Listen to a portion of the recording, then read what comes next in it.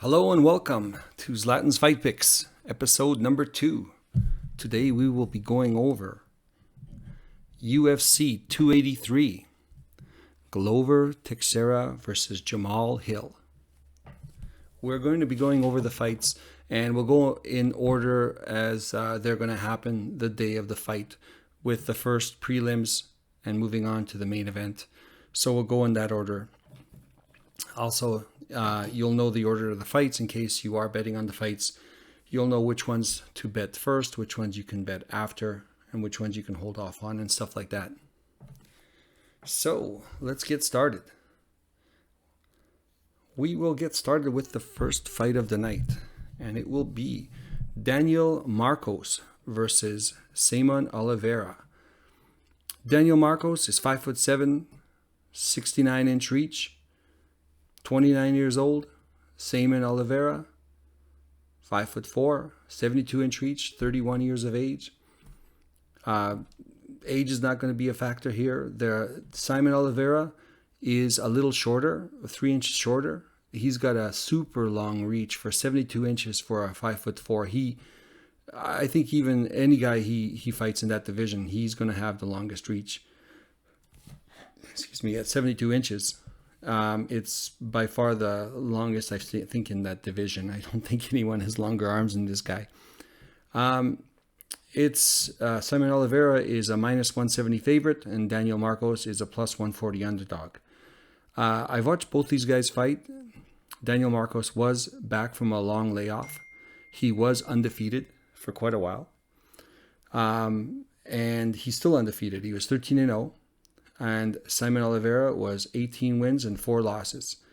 Daniel Marcos won the Contender Series, had a really good fight against a guy who was about the same size as Simon Oliveira, 5'4", and he dominated him. And the fellow was a wrestler. Daniel Marcos seems like he's got really good takedown defense, good distance management, and was able to keep things on the feet and piece that guy up. And other fights that I've seen him fight, he seems like very well measured and very smart fighter. Doesn't get sucked into fighting where he doesn't want to fight. Simon Oliveira is a ground guy. Although he throws crazy haymakers, he doesn't set up a lot of his punches. He just kind of runs in and starts swinging. And he swings hard, swings fast, and it does work for him. But he has got a nasty guillotine. So even though he's known as a ground guy, I don't really see him fighting really well on the ground, but I see him having a really good guillotine. Most of the people that attack him or try to take him to the ground are very susceptible to him catching their neck and submitting them. I haven't really seen him submit. I think he's submitted somebody with a triangle choke, but the guillotine choke is his primary weapon, and he's really good at it. Having said that, Daniel Marcos, I don't think he's going to be trying to take him down. Daniel Marcos is going to try to keep him in range and piece him up on the feet. And so far, he's undefeated. Daniel Marcos is the underdog. I've got this kind of as a toss-up, so it could go either way. He's not high on the priority for a parlay piece, although I do like Daniel Marcos a little bit better. It's very slight, but he is the underdog, and I kind of like him to win this fight, but by no means is it a really confident pick. I'm slightly leaning towards Daniel Marcos, but really it's kind of a 50-50. Next fight, Josiane Nunes versus Sarah Farnes dos Santos. Josiane Nunes is 5'2", 67-inch reach, 29 years old. It's a 9-1 record. Sarah Farnes dos Santos is 5'8", 72-inch reach, 39 years old, 6 wins, 4 losses. Josiane Nunes is a really feisty, fast, punching, quick fighter. He doesn't want to go to the ground, likes to stand up. She's been somewhat successful, but hasn't really fought a lot of really good quality fighters. She's 5'2". She's very short for the division. I don't like them when they're that short, when their reach is that, that small. Like, I mean, she's actually got long arms for 5'2", but she's small. She's got a low reach. She is quick. I think that eventually, as she moves up in the rankings, she's going to have a huge problem with that.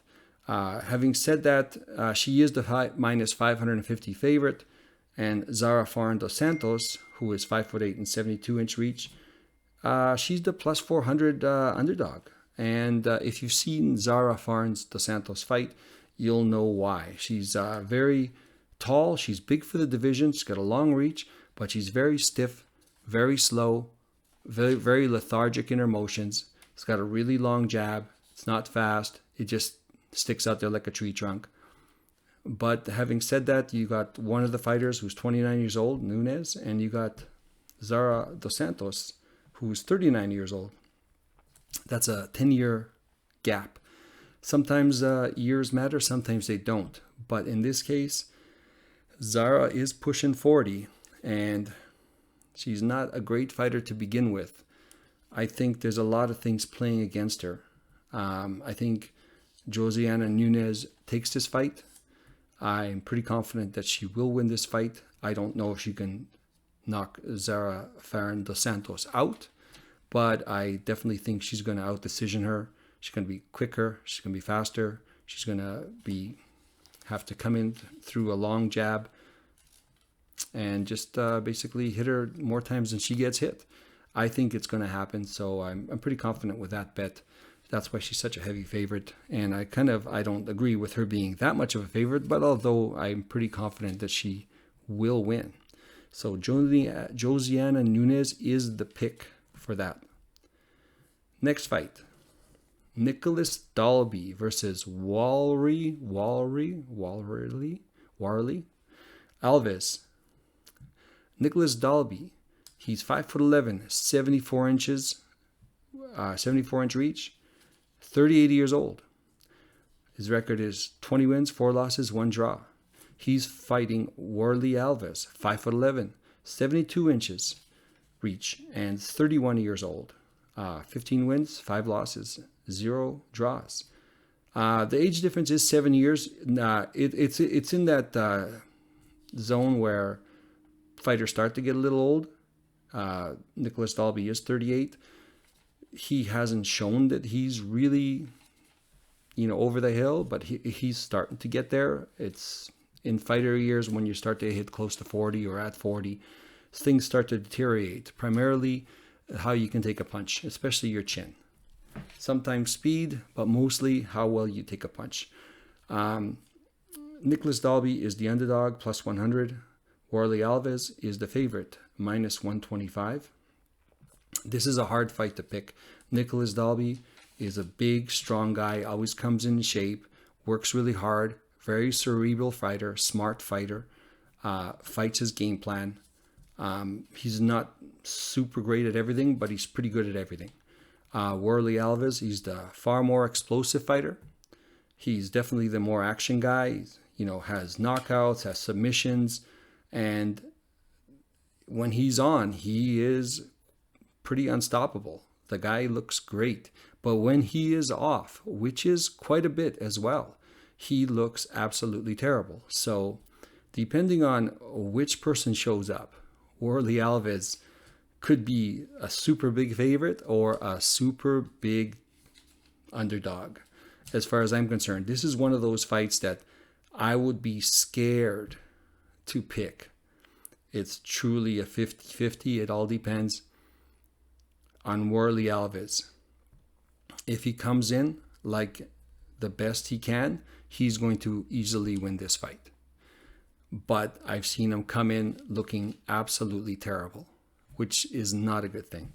And he could easily get tired, and Nicholas Dalby will grind out a decision, a 3-round decision. But having said that, it's a true 50-50, and I wouldn't even be able to make a decision. Later on at the end of this, I will make a decision. I'll always give a decision at the end, kind of if you put a gun to my head, which one I would pick.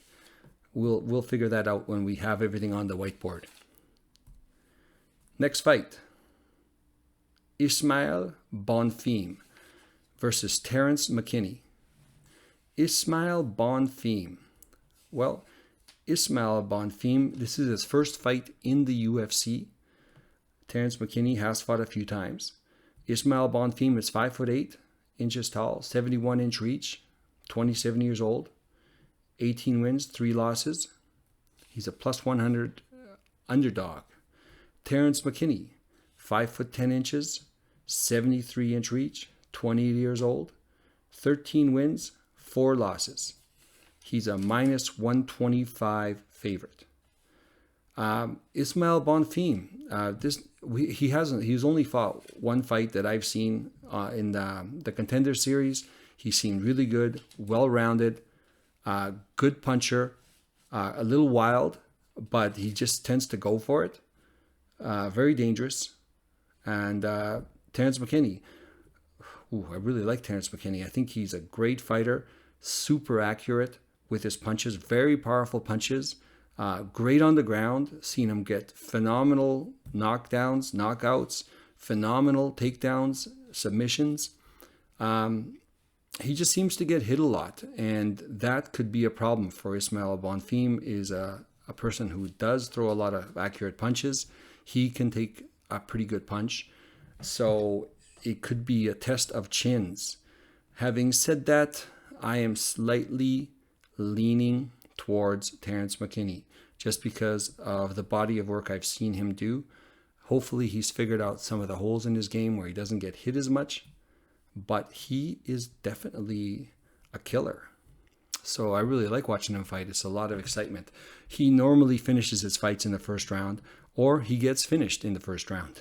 So it's really rare that he goes past the first round, but hopefully they're fixing some of the holes in his game. So I'm going to go with a slight favorite towards Terence McKinney. He's not a huge favorite for me. He's just ever so slightly, I would go on lean towards Terence McKinney. Next fight, Cody Stamann versus Luan Lacerda.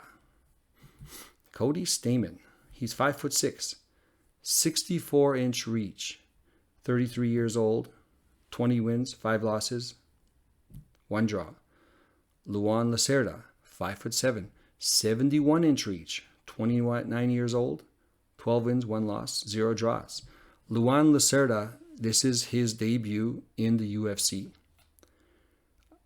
He is a plus 275 underdog, while Cody Stamann is a minus 350 favorite.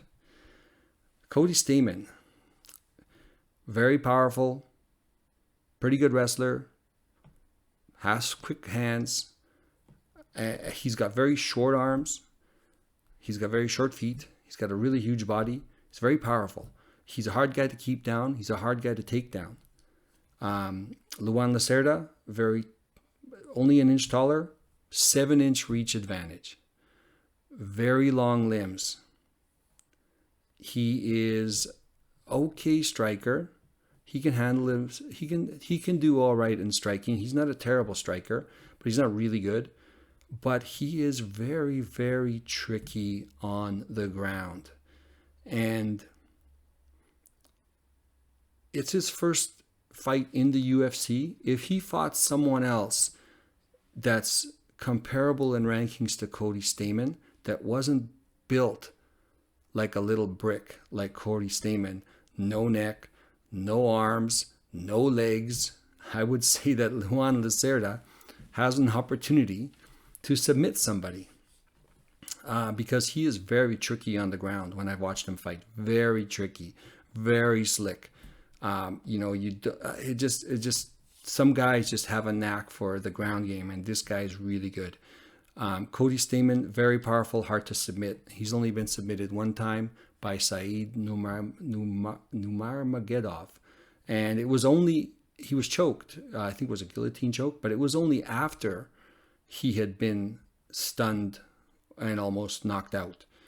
Other than that, Cody seems to always fight through it because he's just such a stout, powerful person.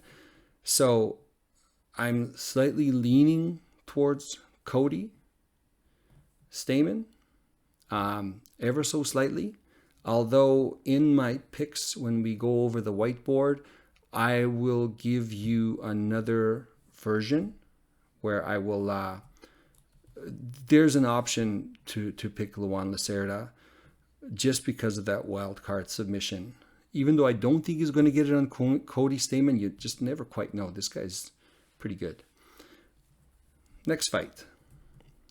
Jailton Almeida versus Shamil Abdurakhimov.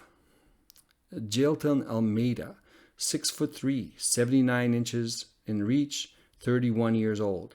Shamil Abdurakhimov, Shamil, let's just call him Shamil. Shamil, 6'3", 76 inch reach, very similar in size.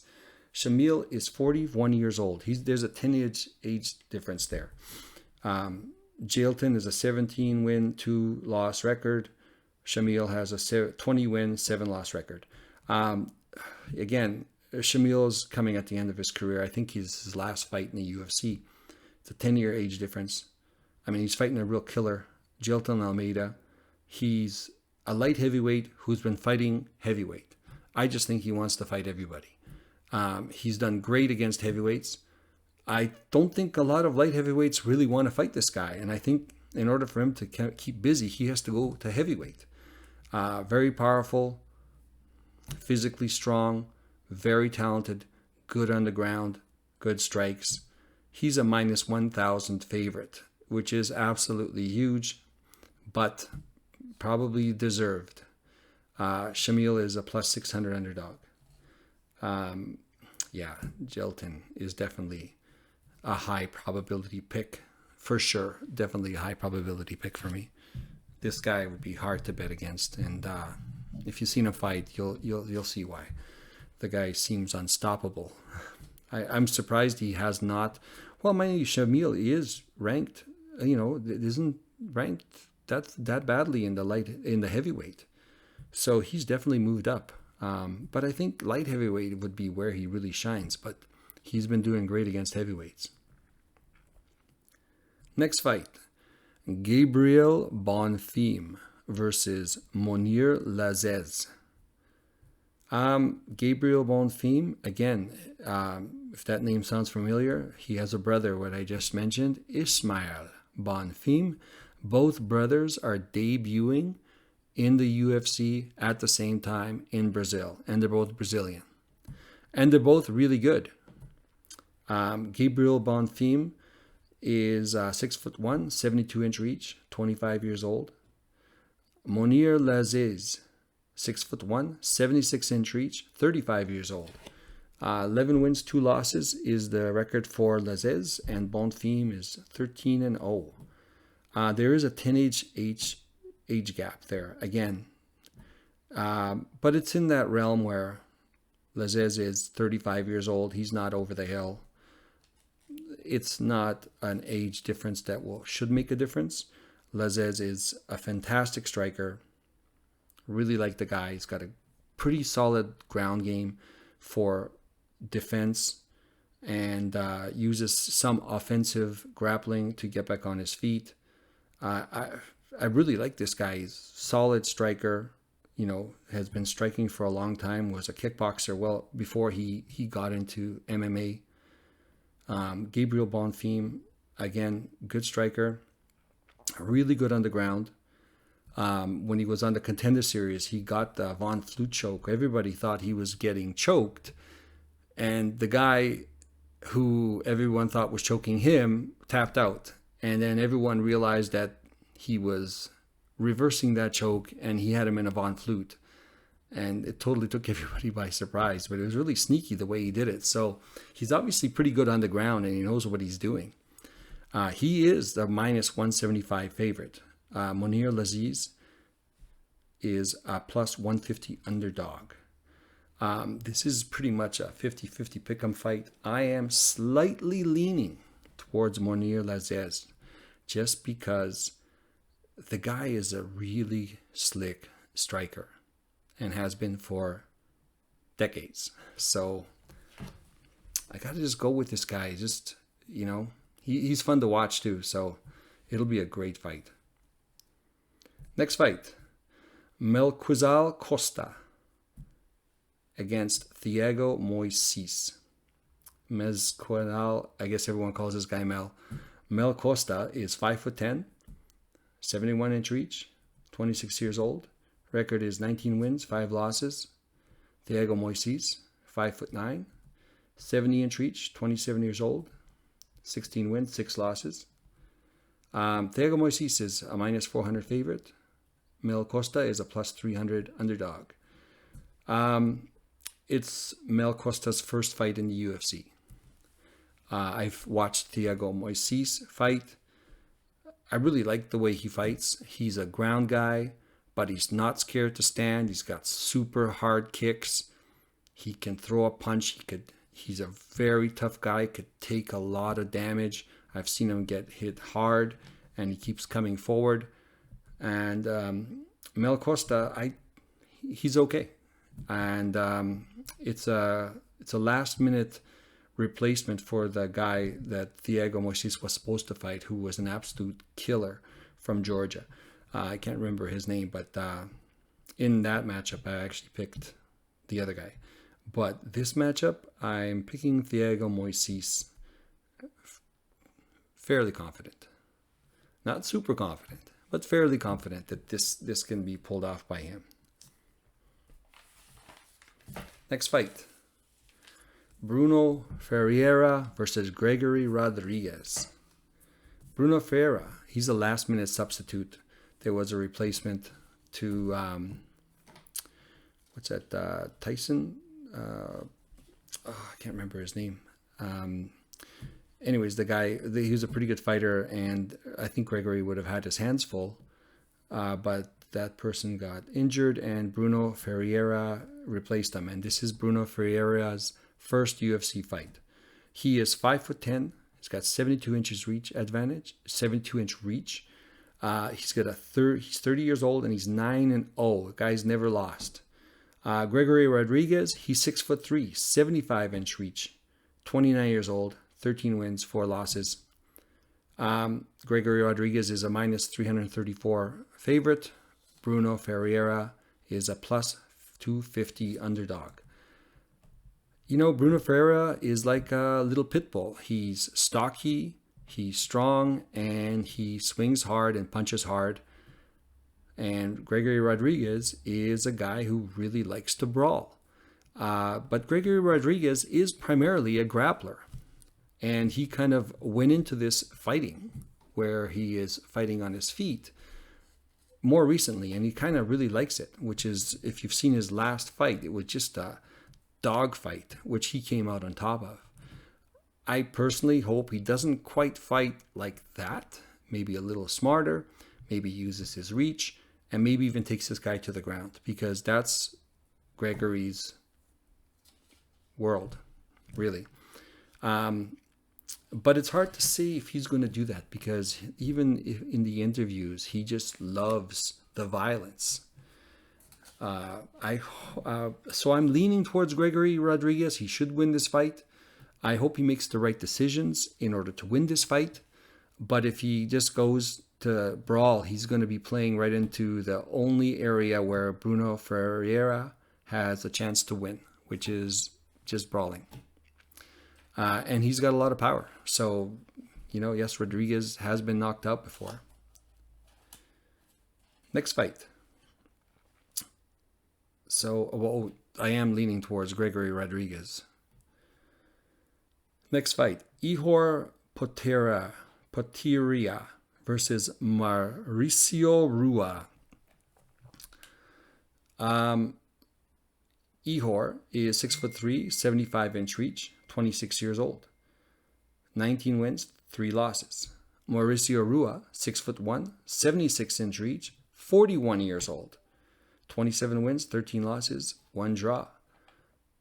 There's a 15-age gap in age. And Mauricio Rua, this is his last fight. He will stop fighting. This guy's been fighting since he was 18 years old. I've watched him fight since he was 18 years old. He's been fighting in Japan. He is a phenomenal fighter, very entertaining, just a beast. and the people he's beat, and it's unbelievable. If you get a chance to watch the old Pride fights in Japan and watch Mauricio Rua fight, it was unbelievable. These guys would just brawl, and he was one tough guy. And he's very good at everything. But he loved brawling. He could take a punch, loved throwing punches. He was good on the ground. He's still good on the ground. I think he uses his ground game more for defense because he just doesn't want to be on the ground and he can get up. But he is getting old. I mean, his chin is getting a little iffy. He's definitely older than 41 because he's been fighting for so long. He's probably 51 in fight years. But he is going to retire. And they've got him fighting a guy, Ihor Potieria, who is just a brawler. And he's either going to knock you out or going to get knocked out. So I don't know if they're doing Mauricio any favors. This guy is young and he's strong and he can take a lot of punishment. He's big. But I think the fighting styles are very similar. So it'll be entertaining. I've got this as a 50-50 pick. I'm not picking anyone in this fight. It's hard to tell, on his final fight, how it's going to turn out. And there's a reason why he's retiring. Next fight. Paul Craig versus Johnny Walker. Paul Craig, 6'3", 76-inch reach, 35 years old, 16 wins, 5 losses, 1 draw. Johnny Walker, 6'6", 82-inch reach, 30 years old, 19 wins, 7 losses, 0 draws. Johnny Walker is a minus 200 favorite. Paul Craig is a plus 170 underdog. Paul Craig, there's only one path to victory. He has to take this guy to the ground and submit him. It's the only way Paul Craig can win. Johnny Walker is bigger. He can keep him at range. He's a better striker. Johnny Walker should win this fight easily. Johnny Walker doesn't always make the right decisions. He's a little bit of a wild guy, which is not the problem. The problem is sometimes he'll make the wrong decisions and be in the wrong place. Johnny Walker should not be on the ground with Paul Craig because that is the only chance Paul Craig has. So as long as Johnny Walker doesn't make that mistake, and many people have, and Paul Craig has submitted a lot of really, really good light heavyweights. A lot of them. Even the guy who just fought for the belt submitted him in the last minute of the 3rd round after getting pummeled. And Paul Craig is tough. He could take a lot of punishment. But I'm picking Johnny Walker for this fight. Fairly confident. Johnny Walker, it's his fight to lose. Hopefully he does not lose. We shall see.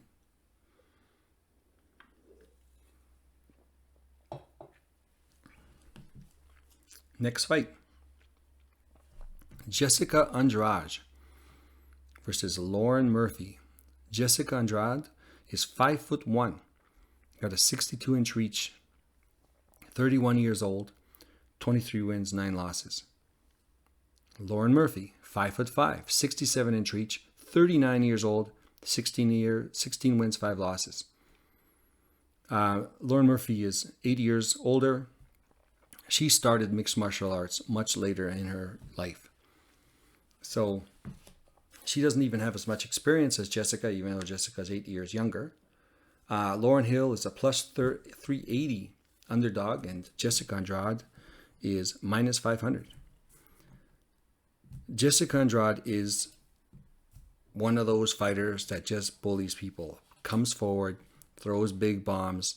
If she picks you up, she can drop you on your head.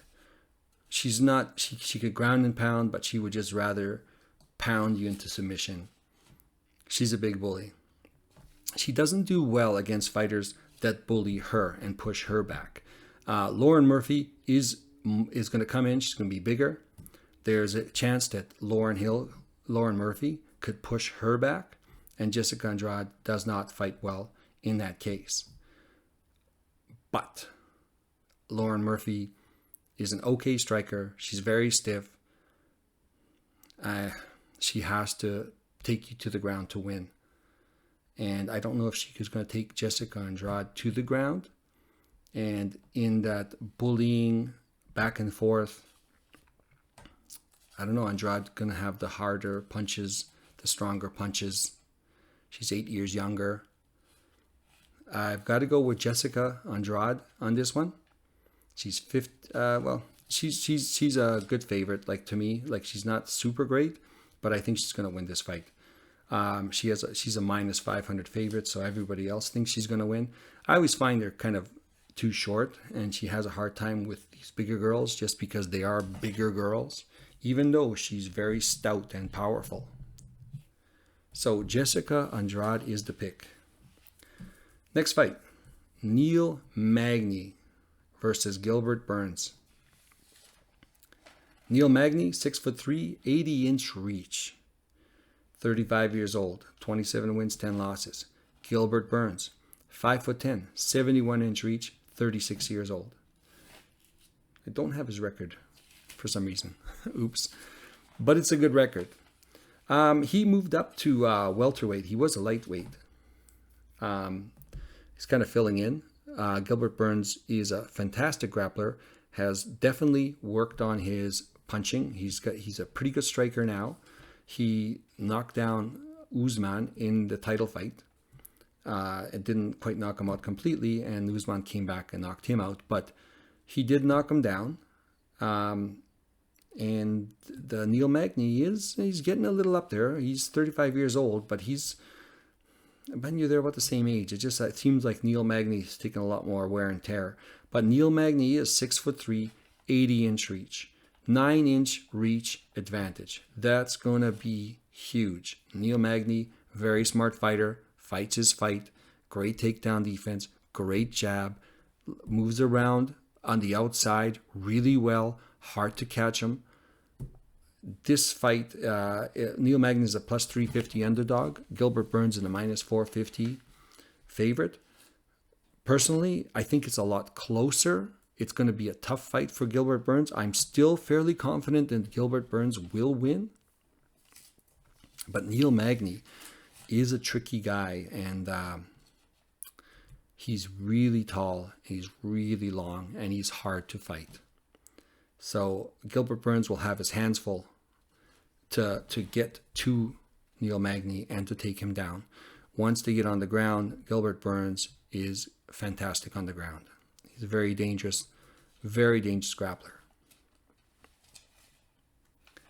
So I'm going to go with Gilbert Burns, fairly confident. Brandon Moreno versus Deiveson Figueiredo. I have never seen a fourth fight. I don't even know, what would you call a fourth fight? I mean, a trilogy is 3 fights. Quadrilogy. So, and they've split it evenly. There's one draw, one person won each fight. But the one fight that was, I don't know if Deiveson won it or it was a draw. He had lost a point. In reality, he would have won that fight if he didn't lose a point. Brandon Moreno is 5'7", 70-inch reach, 29 years old, 20 wins, 6 losses, 2 ties, 2 draws. Deiveson Figueiredo, 5'5", 68-inch reach, 35 years old. There is a 6-year difference in age. I don't think it's critical yet, although the smaller weight divisions seem to age a lot quicker. They get to their peak of over the hill at maybe not even at 40, just before 40. So he's getting up there, but he's very big for the division, very powerful. I think he always has a hard time weight cutting. He is a plus 100 underdog, Deiveson Figueiredo. And Brandon Moreno is a minus 125 favorite. Oh man, this is a 50-50 fight. Brandon Moreno is getting better. I saw him fight Kai de France. I really don't like Brandon Moreno. Okay, so I'm kind of biased. Brandon Moreno is just, chin up high, playing with his hands. It's just, oh man, he's just such a big shot. Like he's got his head up his ass, I think. Plus, I mean, it also has to do with, I had a 14-fight parlay And his fight against Kai de France bust my 14 fight parlay, and it was about $11,000.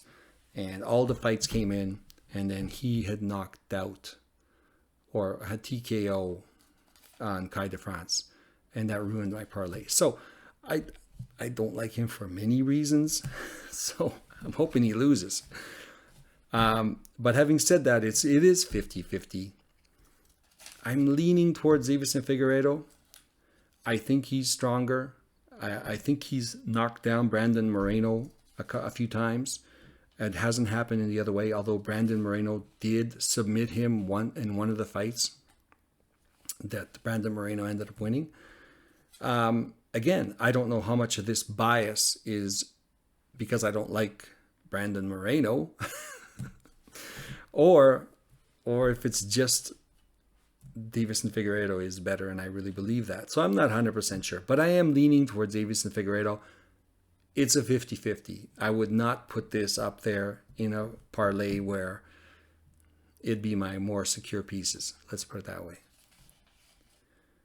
Finally, the main event, Jamal Hill versus Glover Teixeira. Jamal Hill is 6'4", 79-inch reach, 31 years of age, 11 wins, 1 loss. Glover Teixeira, 6'2", 76-inch reach, 43 years old, 33 wins, 8 losses. Glover is a plus 110 underdog. Jamal Hill is a minus 138 favorite. I was surprised at those odds. I think that Jamal Hill is a sniper. Really tough guy, game, not scared. He's been working on his ground game, working to get up. He's very accurate with his punches. It's very dangerous on the feet. Glover Teixeira, he used to be a real power puncher when he was first contending for the light heavyweight, and then he kind of reinvented himself and started relying more on his ground game as he got older. And it's been working for him. But he is 43 years old. He's 12 years older than Jamal Hill. Glover does not look old yet. But when you get to this age, it happens instantly and in one fight. And we don't know which fight that's going to be, because he does take a fair bit of punishment. He's got a high guard, blocks a lot of the punches. Jamal Hill is very accurate, so you got to be careful. There is a chance that he could get knocked out. And if Glover is Glover and he's the same guy as he fought last fight, he's going to beat Jamal Hill. Period. But at 43 years old, you don't know when that clock strikes 12.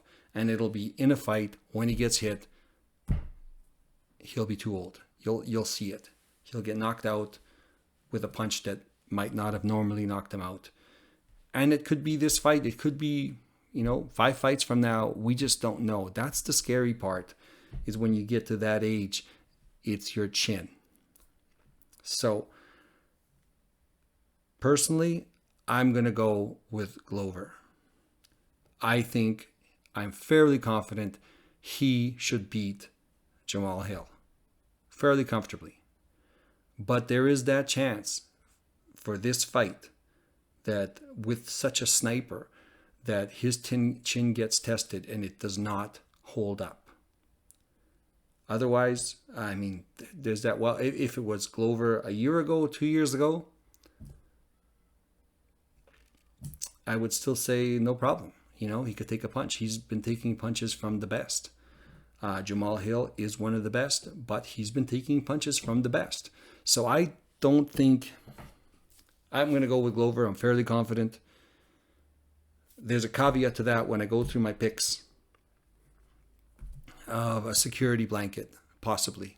So anyways, without further ado, I'm going to go over the picks for the parlays of how I would structure them.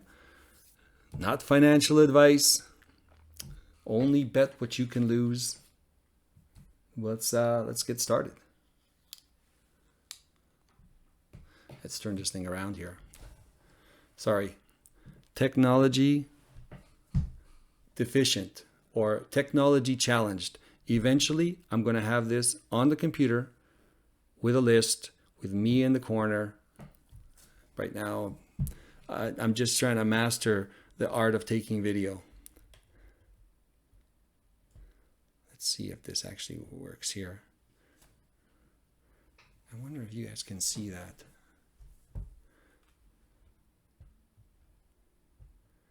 Is it?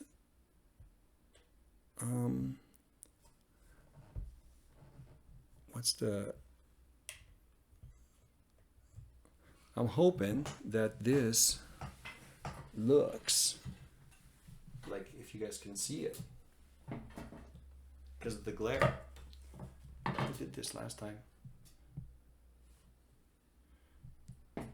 Because of the glare, I'm just wondering if that's gonna make a difference. Can you guys see that?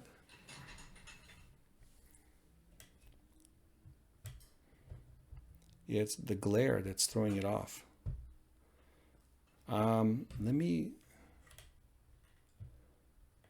try and move it back. See if that helps. Huh.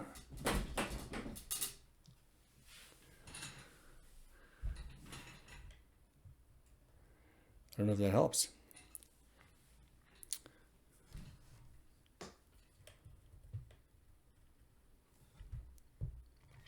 I had it okay before I tested it, and now it just seems like there's a lot of glare from that light.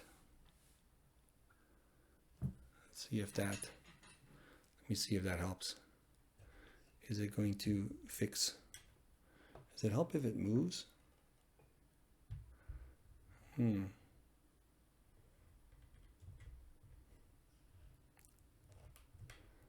All right, well, I'm going to, hopefully, I don't know how it's going to come out.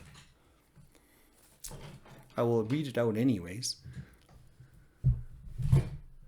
Let's see if I can move it forward. I just want to see if this is going to change the angle. All right, well, we're going to start off with this.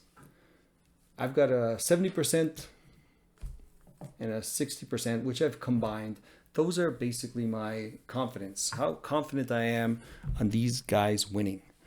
I have a 170%, and that is Zlatan Almeida. He is I'm very confident that he's going to win. So this is going to be the core group of my parlays, and I will keep adding to it as it goes along. I could decrease my bets or increase my bets, or keep my bets the same, depending on how I want to structure it.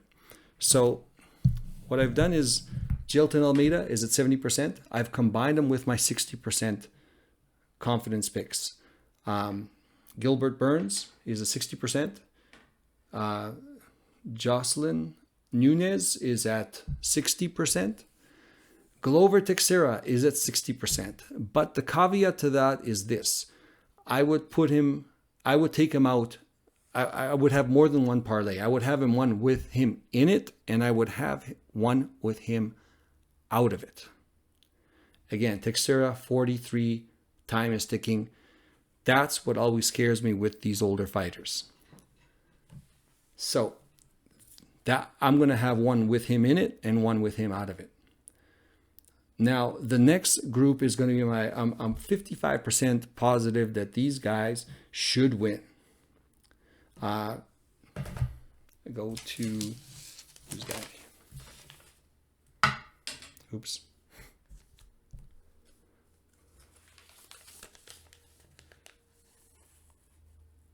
Jessica Andrade, Walker, and Moises. That's going to be the second leg of my parlay. Then what I would do is I would bet them separately, and then I would bet them in combination, growing each leg. I mean, the problem with this is if one of these are wrong, you might hit the smaller legs, but you won't hit the bigger ones, because if they're main pieces in your parlays, you better be sure about them, because one of those goes wrong for whatever reason, it'll ruin a lot of legs. So Walker, I think he's going to win. I think he's going to beat who's that guy? Paul Craig is very confident. I think Thiago Moises is going to win. I'm very confident in that one, actually, maybe even higher than 55%. And the next one will be the 51%, the one where I think that there's an advantage, not a huge advantage. It's very close. And it's going to be Gregory Rodriguez and Terrence McKinney and Cody Stamann. Now with Cody Stamann, there's another caveat. I will put Cody Stamann in that parlay, but I will also swap him out with Lacerda, just because Lacerda is so dangerous on the ground. Even though I think Cody Stamann has got the body type to withstand this, I'm going to swap out. You can even leave Cody Stamann out and Lacerda out of any parlays. I'm going to swap them out. I'm going to play around with it where I include Stamann in some, and then I might throw in Lacerda in another parlay completely separate, just as a backup. It all depends how many people and how many legs you wanna do. That's something everyone has to think about. How much do you want to put $1 on it? Do you want to put $10 on it? Do you want to put $1 on 10 of them, 10 different ways? So you can pretty much do anything you want. Eventually, we're going to get to straight up prop bets and introduce you guys to monkey knife fights, the knockout kings, where you pick three fighters and just one person has to win by knockout. You can even increase the amount you get returned. You can hit 2 people that hit the knockouts, 3 people. And that's something we're going to get into as I get better at this presentation. Now, the last category is the 50% plus, which means it's 50-50, but there's a slight lean that I'm leaning towards one fighter. So again, now if you want to go to this is a much riskier parlay pieces. I would not bet nearly as much, but I would throw it in there because it compounds it. The compounding of every fight going further is going to make it huge. It's fun, but there's a lot of things that can go wrong. So at 50 plus, I got Figueiredo. Again, I'm a little biased. Okay, not a big fan of Moreno. Lazzez, I really like the way he fights. I think he can pull this off. And Daniel Marcos, who's an underdog.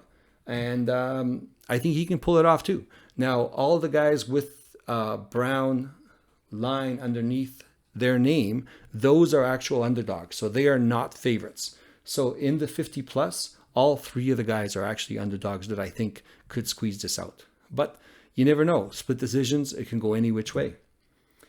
Now, the no bet, the 50-50. There's Mauricio Rua, his retirement fight against Teixeira. And then Alves versus Dalby. And in this case, Rua's the underdog and Dalby is the underdog. Coincidentally, if I was to pick, if I had to pick, I would pick the 2 underdogs in one of the parlay cards. I'd pick Rua and I'd pick Dalby.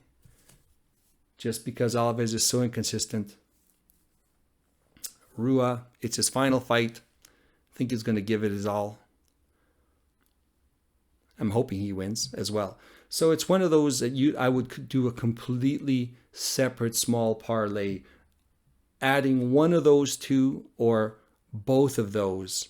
I mean, it'll compound your parlay return huge because they are both underdogs on top of that. So there it is. Hopefully you can see it. I've verbally said it in case it doesn't come out that clear. And there it is. Let me turn this around here.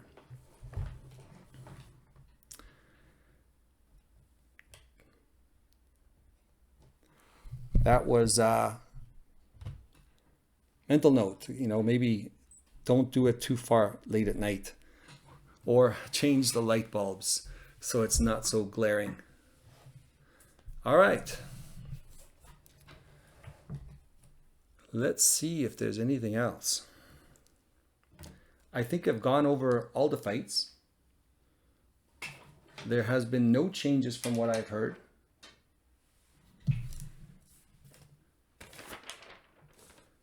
And that's it for UFC 283. Good luck, everybody. I hope this helps with some of your picks. I hope this helps with some of your parlays. I hope this gave you some insight in some of the fighters. This is my second podcast. Hopefully, I will get better at this and a little more organized. And then I'll put in prop bets and single bets as well. So we're starting off with this and hopefully growing. There's a few other things I do with prop bets, which again, I will slowly introduce as I get better at this and a little more organized. And then trying to get this technology to work where I don't have to work with a whiteboard might help as well. That's going to be a work in progress. All right. Well, thank you very much, guys. We'll see you when we do the recap of this next week, and we should do it probably Tuesday. All right. Good night.